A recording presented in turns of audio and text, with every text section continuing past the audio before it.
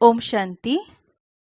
6 फरवरी 1969 की मुरली का टाइटल है महिमा सुनना छोड़ो, महान बनो। सभी याद की यात्रा में बैठे हो। पढ़ाई का सार तो समझ में आ गया। उस सार को जीवन में ला करके दुनिया को वह राज सुनाना है। रचयिता और रचना की नॉलेज को तो समझ ही गए हो।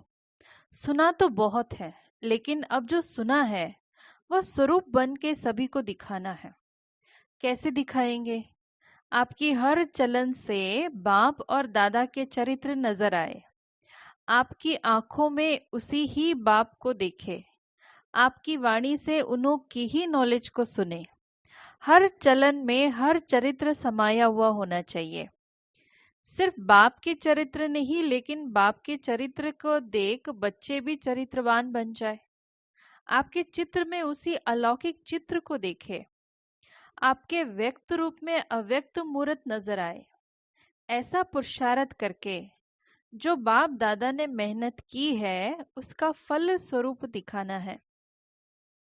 जैसे अज्ञान काल में भी कोई कोई बच्चों में जैसे कि बाप ही नजर आता है। उनके बोल चाल से अनुभव होता है जैसे कि ये बाप है। इसी रीति से जो अनन्य बच्चे हैं उन एक एक बच्चे द्वारा बाप के गुण प्रत्यक्ष होने चाहिए और होंगे। कैसे होंगे? उसका मुख्य प्रयत्न क्या है? मुख्य बात यही है जो साकार रूप से भी सुनाई है कि याद की यात्रा अव्यक्त स्थिति में स्थित होकर हर कर्म करना। अब तो बच्चों को बहुत सामना करना है, लेकिन समर्थ साथ है, इसलिए कोई मुश्किल नहीं। सिर्फ एक बात सभी को ध्यान में रखनी है कि सामना करने के लिए बीच में रुकावट भी आएगी। सामना करने में रुकावट कौन सी आएगी मालूम है? बच्चों ने जवाब दिया, देह अभिमान। देह अभिमान तो एक मूल बात है, लेकिन सामना करने के लिए बीच में कामना विघ्न डालेगी। कौन सी कामना? मेरा नाम हो, मैं ऐसा हूं, मेरे से राय क्यों नहीं ली, मेरा मूल्य क्यों नहीं रखा। यह अनेक प्रकार की कामनाएं सामना करने में विघ्न रूप में आएंगी। यह याद रखना है, हमको कोई कामना नहीं करनी है, सामना करना है। अगर कोई कामना की तो सामना नहीं कर सकेंगे। और अव्यक्त स्थिति में महान बनने के लिए एक बात जो कहते रहते हैं वह धारण कर ली तो बहुत जल्दी और सहज अव्यक्त स्थिति में स्थित हो जाएंगे। वो कौन सी बात है? हम अभी मेहमान हैं, क्योंकि आप सभी को भी वाया सूक्ष्म वतन होकर के घर चलना है। हम मेहमान हैं, ऐसा समझने से महान स्थिति में स्थित हो जाएंगे। मेहमान के बजाय जरा भी एक शब्द में भी अंतर कर लिया तो गिरावट भी आ जाएगी। वो कौन सा शब्द? मेहमान समझना है, लेकिन महिमा में नहीं आना है। अगर महिमा में आ गए तो मेहमान नहीं बनेंगे। मेहमान समझेंगे तो महान बनेंगे। है जरा सा अंतर, मेहमान और महिमा, लेकिन जरा सा अंतर भी अवस्था को बहुत नीचे ऊपर कर देता है। तुम सभी को ज्ञान कौन सा देते हो? त्रिमूर्ति का। जैसे त्रिमूर्ति का ज्ञान औरों को देते हो, वैसे अपने पास भी तीनों बातों का ज्ञान रखना है। 3 बातें छोड़ो और 3 बातें धारण करो। जब यह 3 बातें छोड़ेंगे तभी स्वरूप में स्थित होंगे, सर्विस में सफलता भी होगी। बताओ कौन सी 3 बातें छोड़नी है जो सर्विस में विघ्न डालती है? एक तो कभी भी कोई बहाना नहीं देना। दूसरा, कभी भी किसी के सर्विस के लिए कहलाना नहीं। तीसरा, सर्विस करते कभी मुरझाना नहीं। बहाना, कहलाना और मुरझाना, यह 3 बातें छोड़नी है। अच्छा, फिर कौन सी 3 बातें धारण करनी है? त्याग, तपस्या और सेवा। यह 3 बातें धारणा में चाहिए। तपस्या अर्थात याद की यात्रा और सर्विस के बिना जीवन नहीं बन सकती।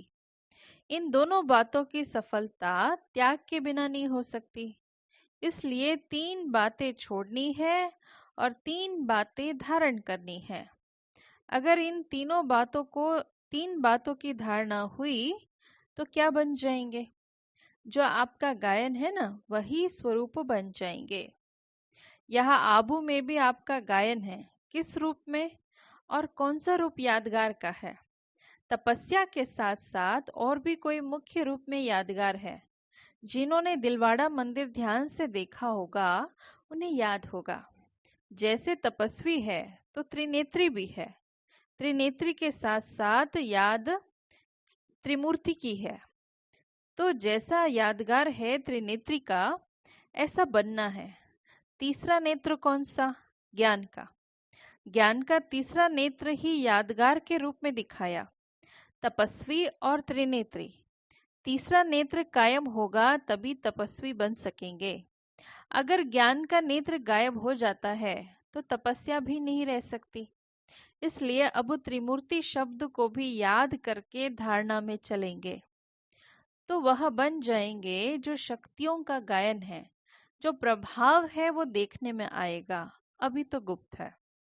अभी तक शक्तियां गुप्त क्यों हैं? क्योंकि अभी तक अपने स्वमान, अपनी सर्विस और अपनी श्रेष्ठताएं अपने से ही गुप्त है। अपने से ही गुप्त होने के कारण सृष्टि से भी गुप्त है। जब अपने में प्रत्यक्षता आएगी तब सृष्टि में भी प्रत्यक्षता होगी। अभी शिवरात्रि का जो पर्व आ रहा है उनको और भी धूमधाम से मनाना है। बड़े उमंग और उल्लास से परिचय देना है, क्योंकि बाप के परिचय में बच्चों का परिचय भी आ ही जाता है। बच्चे बाप का परिचय देंगे तो बाप फिर अव्यक्त में बच्चों का परिचय, बच्चों का साक्षात्कार आत्माओं को कराते रहेंगे। तो इस शिवरात्रि पर कुछ नवीनता करके दिखानी है। क्या नवीनता करेंगे? अब तक जो भाषण किया है वो यथा योग यथा शक्ति तो करते रहते हो, लेकिन अब खास शक्ति रूप से भाषण करना है। शक्ति रूप का भाषण क्या होता है? ललकार करना। क्या ललकार करेंगे? और ही जोर शोर से समय की पहचान दो और उनको बार बार सुनाओ कि यह बाप का कर्तव्य अब जास्ती समय नहीं है। कुछ तो हाथ से गवा दिया, लेकिन जो थोड़ा कुछ समय रहा है उसको भी गवा मत देना। ऐसे फोर्स से समय की पहचान दो। जैसे आजकल साइंस वाले ऐसे ऐसे बम्स बना रहे हैं जो अपने स्थान पर बैठे हुए भी जहां बम लगाना होगा वहां का निशाना दूर बैठे भी कर सकते हैं। तो साइंस की शक्ति से तो श्रेष्ठ साइलेंस की है। जैसे वह साइंस के लोग गोले बनाते हैं, ऐसे अब शक्तियों को भी साइलेंस की शक्ति के गोले फेंकने हैं।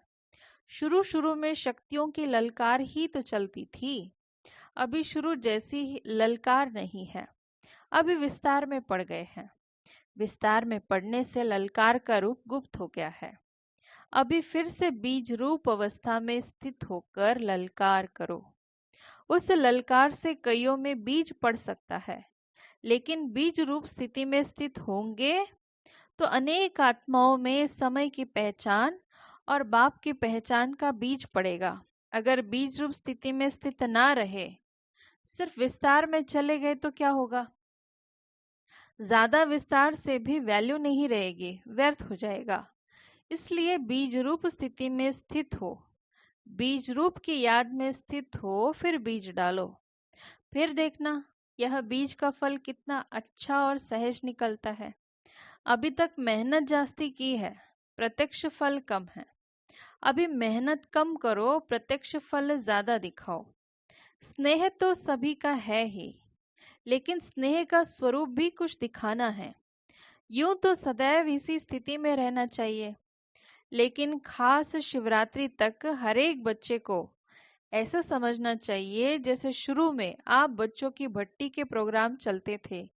इसी रीति से हर एक को समझना चाहिए शिवरात्रि तक हमको याद की यात्रा की भट्टी में ही रहना है, बिल्कुल अव्यक्त स्थिति में ही स्थित रहना है। अपनी चेकिंग करने का ध्यान रखो। फिर इस अव्यक्त स्थिति का कितना प्रभाव निकलता है। मुश्किल नहीं है, बहुत सहज है। कारोबार में आते हुए भी भट्टी चल सकती है। ये तो आंतरिक स्थिति है। आंतरिक स्थिति का प्रभाव जास्ती पड़ता है। तो सभी अमृत वेले मुलाकात करते हो? अभी तक ऐसा वायुमंडल नहीं पहुंचा है।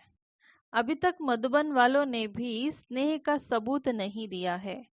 चारों ओर से बहुत कम बच्चे हैं जिन्होंने स्नेह का सबूत दिया है। बाप का बच्चों से कितना स्नेह था। स्नेह का सबूत प्रैक्टिकल में कितना समय दिया, क्या दिया था, याद है?